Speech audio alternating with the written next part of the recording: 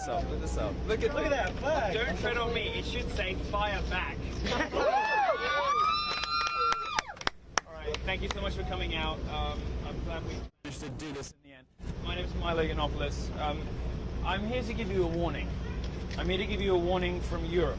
I'm from London, and I know what happens when governments and the media collude to pander to and to mollycoddle Islam.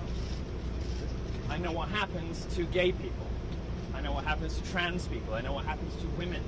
I know what happens to all the minorities that the left claims that it is here to defend. I'll give you a few statistics from the UK. My team's put together some numbers that I want to share with you because I want you to understand where America could be going. Gallup poll of Muslims in the UK found that not a single one of 1,001 Muslims who were polled, not a single one thought that homosexuality was acceptable. That's right. 100% of British Muslims believed that homosexuality was unacceptable.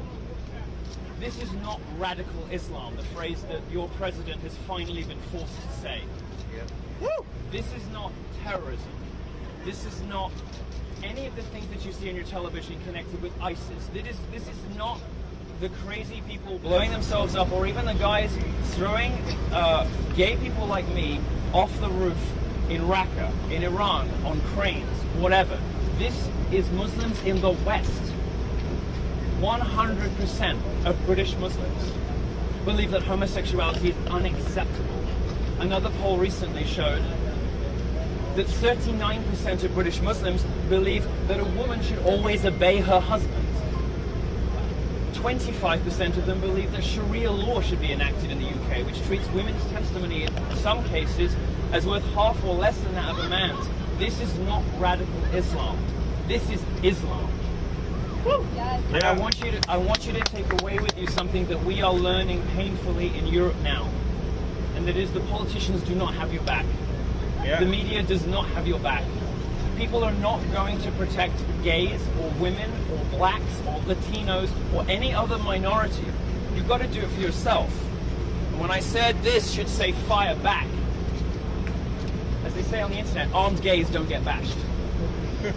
And when your celebrities that you listen to and the media that you listen to, when your politicians are saying the answer to this is fewer guns, that horrifies me. Gun-free zones are the most dangerous places in America because gun-free zones provide safe spaces for killers.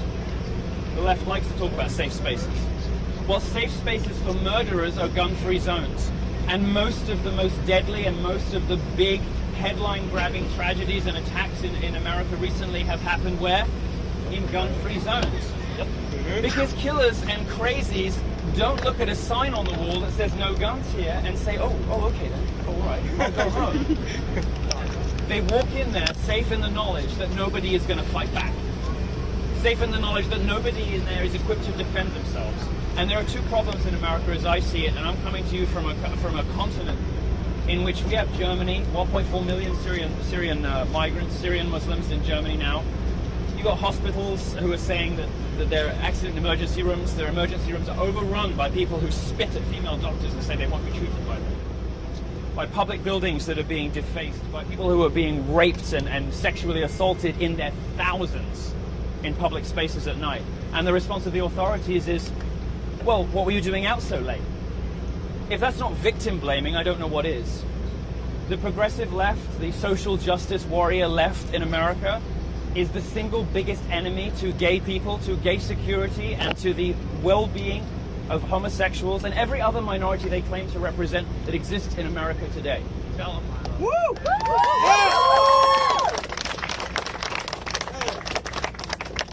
Some more statistics from England, where I'm from. 52%, 100% of the Muslims in the Gallup poll believed that homosexuality was unacceptable. In a second poll, 52% believed that it should be made illegal. So my sex life, my love life should be against the law. 39% obeying the husband.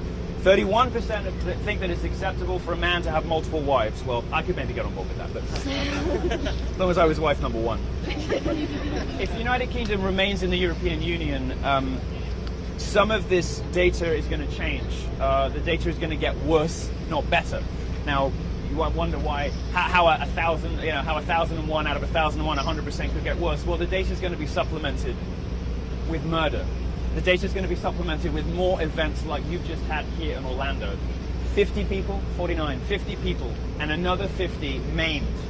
This is 100 people whose lives were irrevocably, irredeemably changed by one lunatic whose philosophy was informed by not just radical Islam, but Islam as it is practiced today in all parts of the world. Muslims pouring into Europe and the UK. We see it happening where I come from, and I don't want that to happen to America.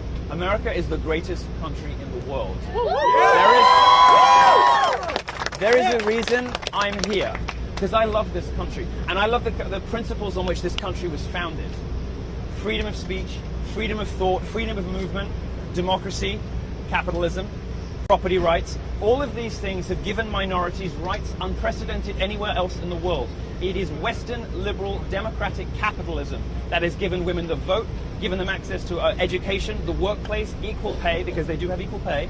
There is no rape crisis on campuses. To believe that, you'd have to think that America resembles the Congo in the rates of rape. It's just not believable. In fact, the Washington Post reported today that out of the 2,600 colleges they surveyed in 2014 for official government data, over half of them recorded 0 rapes in 2014. But the progressive left, of course, will tell you that American campuses are the most dangerous place for women to be. The American left, the progressive left, the social justice left hates women, gays, and minorities. It is a band of spoiled brat white liberals who care for nothing except their own self-esteem.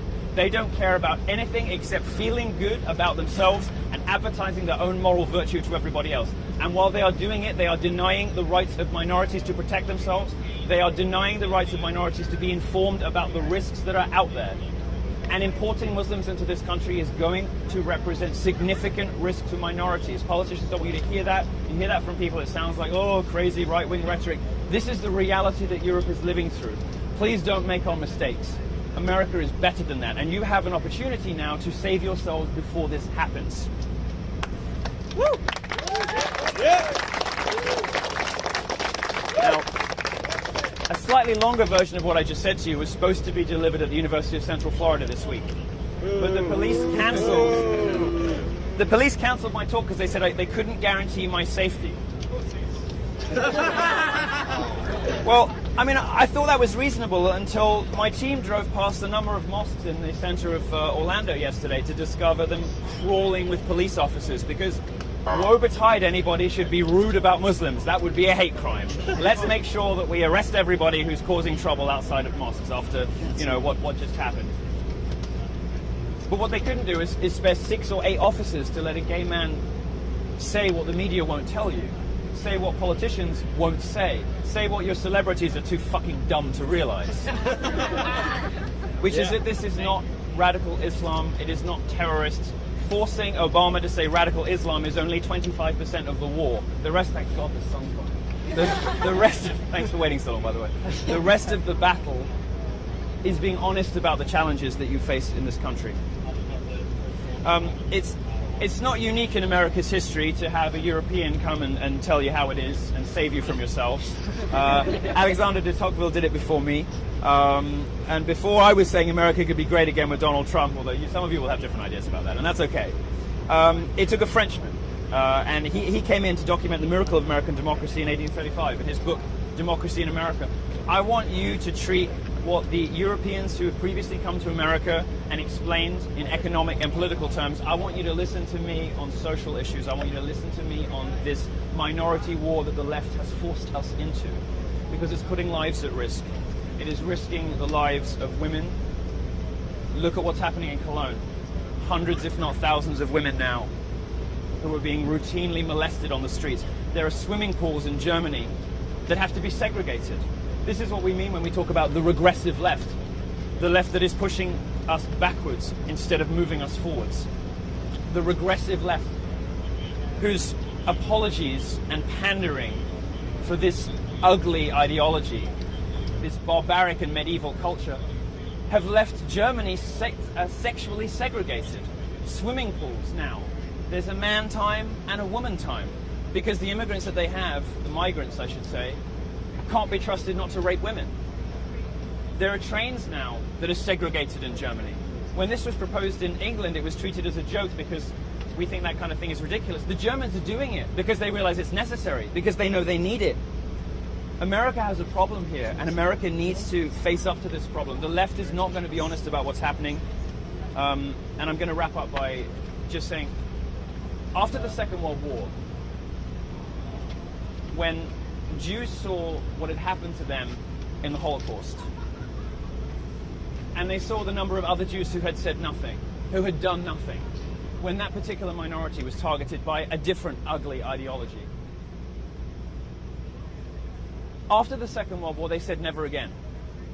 The creation of the State of Israel, whatever your political views, however you feel about Palestine versus Israel, the pugnaciousness, the determination and the effectiveness of the IDF, of the Israeli military forces, the fact that it is one of the most effective and brilliant armies in the world, one of the most efficient fighting forces in the world, is the result of what happened in the Second World War.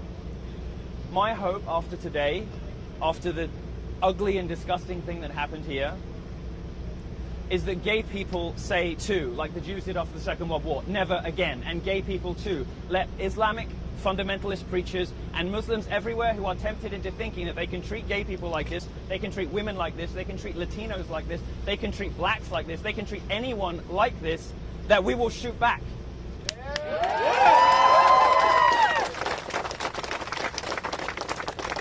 And to those liberals who say the answer is gun-free zones, those liberals who say, oh, can't we all just love each other? Your entreaties to peace, love and understanding on Twitter are not changing the views of people in mosques around this city, are not changing the views of people in mosques anywhere else in this country. They are not changing the views of ISIS. They are not changing the views of the immigrants who come into Europe. They are changing nothing. They're not helping you. They're not serving you. They're doing nothing for you. They are instead lulling you into a false sense of security that you are safe. You are not safe. The best thing you can do in America, because you are in the best country in the world, as I said, and you have two things on your side that Europe doesn't. You have the First Amendment, which means, or at least should mean, that people like me who don't even belong here in a way, you know, I'm not a citizen here, can come here and say whatever they feel. Most of this talk would have got me arrested in Europe.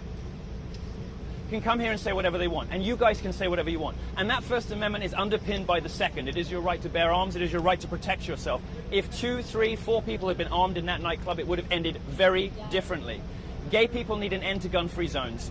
Gay people need an end to the pointless pacifism of the left, because we have a threat on our shores, in our communities, in our societies, in streets not far from here, that requires a response from the minorities the left has given up on. It refuses to protect us. Instead, it pits us against each other. It creates a victimhood hierarchy with Muslims at the top. Well, the problem with putting Muslims at the top is they want to kill everyone else on the list.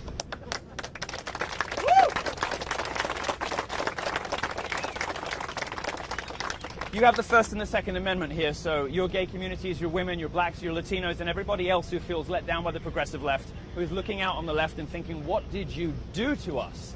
How did you give up on us like this? And some of them are looking at the presumptive Republican candidate, others have just given up on politics altogether. What none of them should give up on is your rights as Americans to say what you want, do what you want, speak to who you want, dress how you like, express yourself however you want, go to whatever gay club you want on whatever depraved, debauched, drug-fueled benders you choose to, because that is your right as Americans.